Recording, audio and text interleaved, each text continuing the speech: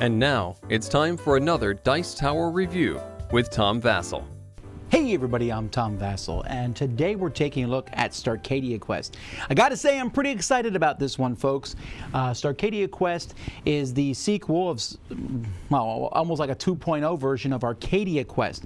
Arcadia Quest was a little game in which you were little chibi heroes going around and fighting other heroes and fighting monsters, except the monsters were almost like a sideline. Here you were also fighting the other heroes and just going in there and stabbing each other and having silly fun with exploding dice and more. I loved Arcadia Quest, so I was very much looking forward to Starcadia Quest. I will say in this video I'm going to be talking about Starcadia Quest as if you've never played Arcadia Quest, and that's how this review is going to be. Next week I'll probably do a comparison video between Starcadia Quest and Arcadia Quest and tell you which one I like better.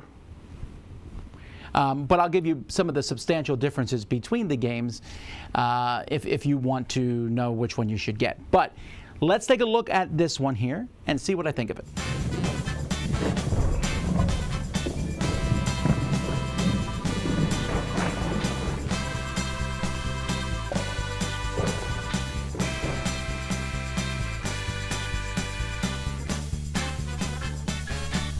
Starcadia Quest is a game that is 4 scenarios long. After you play scenario 1, the winner will pick between 2 different scenarios to play. Then the winner of that game will pick from 2 scenarios to play, and then you'll play scenario 4. Each scenario is going to come with a set of cards. One scenario card will show you how to set up the board, and you can see I set it up like here, where you'll put random boards in a certain position and a little bit of setup rules. It will also talk about the different monsters that are in play. So here it says Scuttlebutt is in monster 1 slot, and then in the regular monster slots 2 and 3 you'll put random characters. Each player is going to get 2 different heroes. You can pick them randomly or draft them. There are 8 heroes that come in the box. There's also Red, Edge, definitely not Blade, Starkid, Digits, Nixie, and Colonel Blaze McGunner, who is coming out of the pages of Avatar, I think. I'm not sure. You also get 7 pieces of starter equipment, and you can split those between your characters any way you want. Each character has a certain number of dice that they're going to be rolling for defense. They have a certain number of life points they can take before they're knocked out, and almost all of them have a special ability. Babaka does not have a special ability, just a walking carpet, but he has a lot of health and a lot of defense. Players will take turns in turn order, and on your turn you're either going to activate one of your heroes or rest your crew. When you activate one of your heroes, you're going to move that hero up to 4 spaces, and moving a space can be from warping from one of these teleporters to another teleporter. That's the same thing. If there's a door in a scenario, opening that door can cost a movement point. And you move around. You can move and then you can attack, or you can attack and then move. And when attacking, you can attack both the monsters that are on the board, or you can attack another player that's on the board. When one of your heroes makes an attack, you pick the weapon you're going to attack with. The weapons are in red. So let's say Babaka decides to attack with the repeater pistol. He'll exhaust that repeater pistol, and it's going to give him a 2 ranged attack that he'll be able to use along with that. Let's say he also has this kitty primed here. This is an upgrade. He could also exhaust that upgrade to get an extra 2 dice. So he could roll 4 dice for the attack. Now when you attack somebody, you are rolling and trying to roll the symbols of the kind of attack it is. Attacks are usually ranged or melee. So this is a melee attack, a ranged attack. So one of these is a hit. This shows a sword. That's a miss. These 2, though, are not only both a hit, they're a hit for everything, but they also allow 2 extra dice, 1 for each, to be rolled. So this is a total of 4 hits that Babaka has scored. Let's say Babaka was attacking Octocold here. We would look over here on the side and we would see that everyone in this row has 2 hit points. And Octocold has 3 defense. So Octocold would roll these defense here, looking for defense symbols. Defense symbols are on this along with a sword, which is a melee attack, or simply by rolling this burst, which again could allow you to roll more. Now Octocold did not score any blocks there with that roll, so Octocold is dead. Now a monster will always hit back if possible, or they'll move towards you and try to hit back.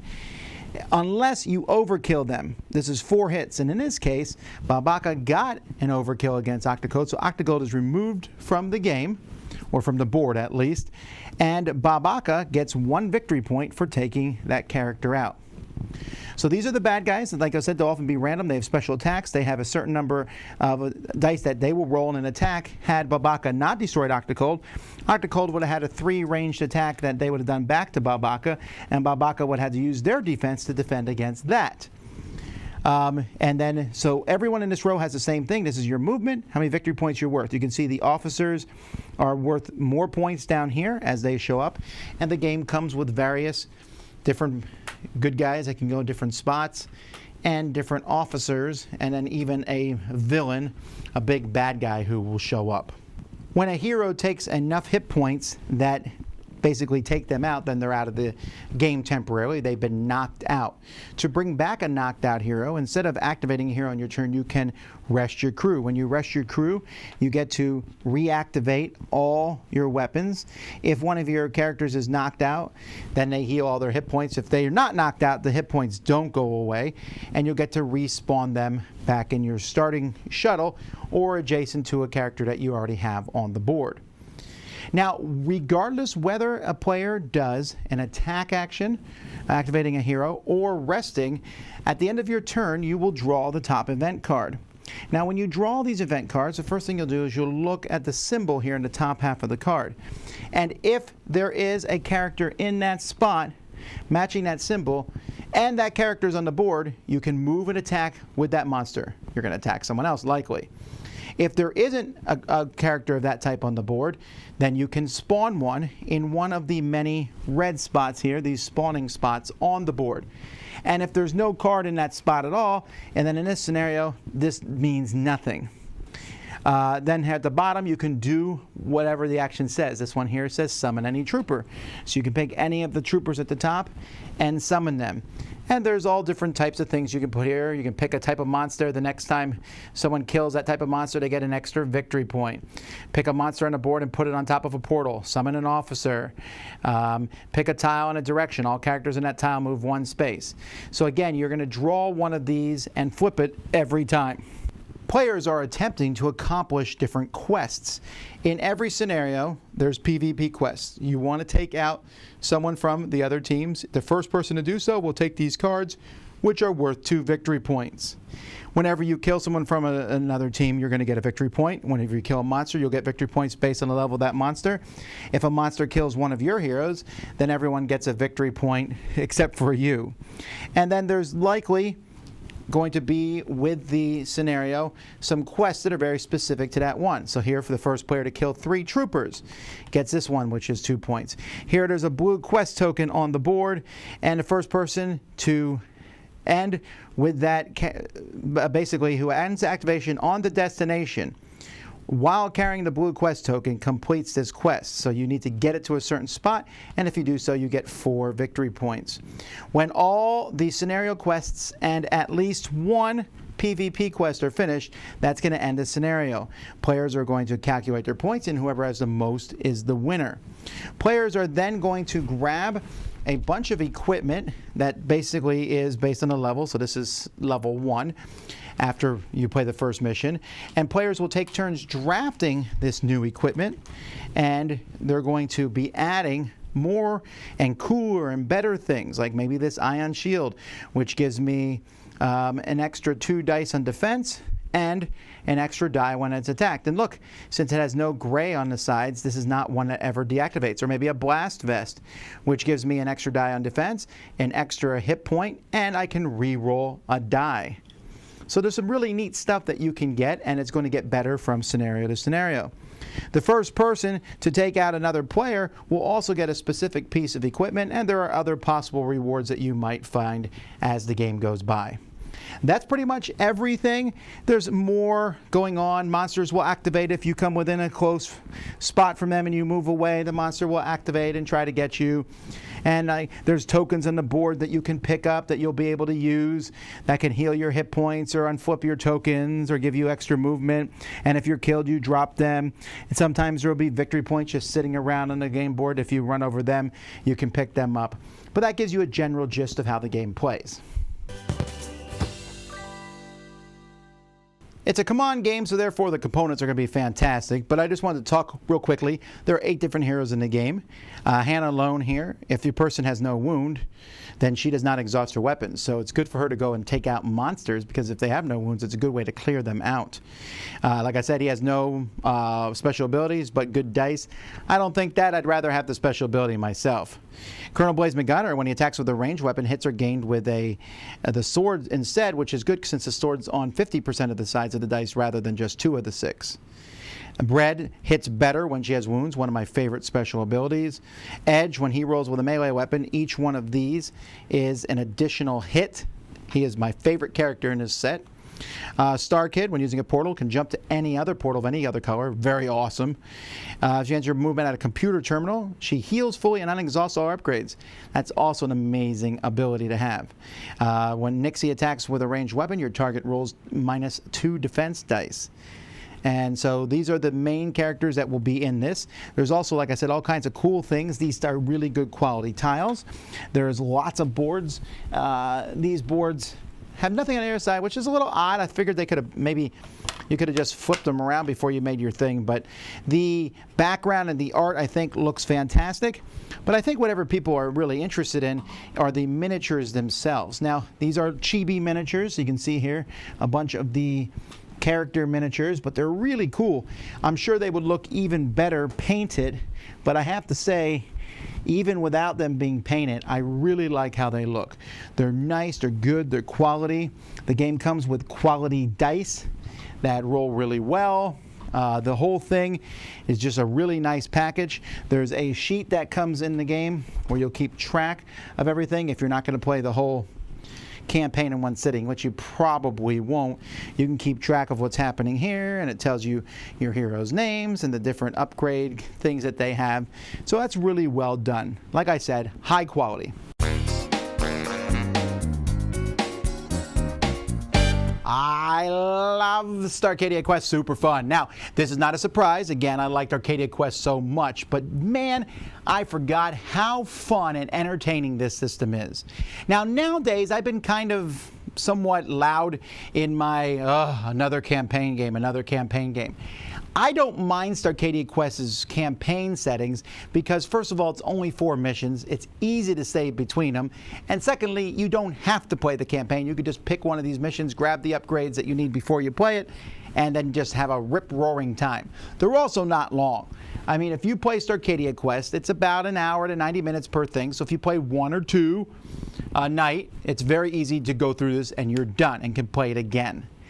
Now, there are a few things. There's only the one set of scenarios that comes in this box. There are other ones that come in lots of other boxes. I have tons of scenarios for Starcadia Quest, but you will need to buy it if you want more. However, because of the way they've done the monsters are random, and in most scenarios there's some random monsters that show up, and the tiles are different in how they're set up. Each game will feel different, and there's a nice set of variety thrown in there.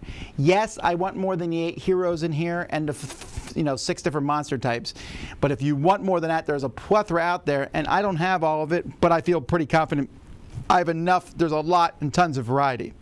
But be warned, you'll be tempted to buy more than is in here.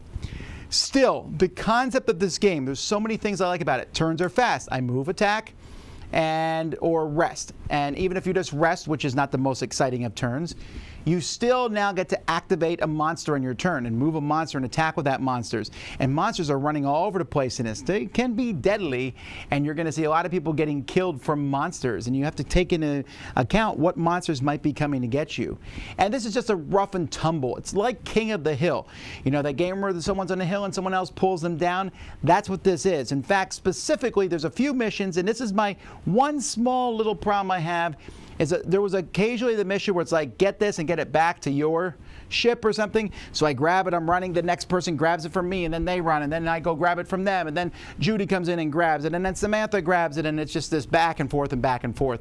I mean, eventually someone's going to get it. I have yet to have a game that went even close to perpetually, cycling, but that would be my one thing. I wish that sometimes I just rather complete a mission than this back and forth. But I still did enjoy it, right? It is fun.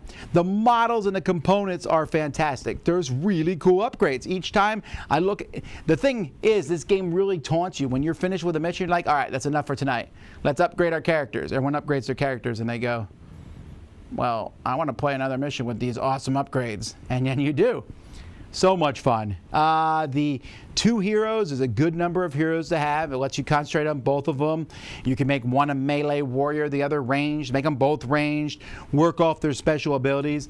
And if I haven't mentioned it, I love exploding dice. Exploding dice is a great concept, which means that anything can happen anytime. It might be rare. I might have only 1 die on defense, and you just hit 5 hits on me. But it's possible that I roll the exploding die, roll the exploding die, roll the exploding die, roll the exploding die. It probably won't happen, but I've seen amazing things happen. And that's so much fun when it does. This is a game that you cannot take too seriously, and it's also a game where you can just go around and blow up and attack each other. They get knocked out, they come back in, you blow them up again, they come back in, and no one really gets mad because nothing's permanent. It's like a respawning thing. And then the cuteness of the chibi heroes and monsters and the fun theme, and definitely there's a lot of references to different sci-fi franchises. It just comes together in a really solid game. I think it scales well. It's probably best with 4 just because of the people coming in from every corner. But I think that there's just a lot of neat stuff. It's a fun theme for me, the sci-fi setting.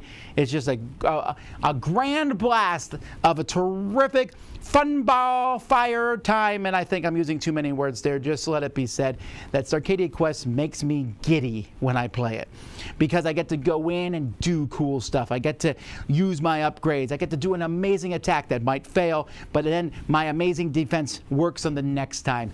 It leaves you with a story. It gives you that back and forth, and it does so in a nice frame of time. Fantastic game, Starcadia Quest. Get it. Dice Tower Judgment, excellent.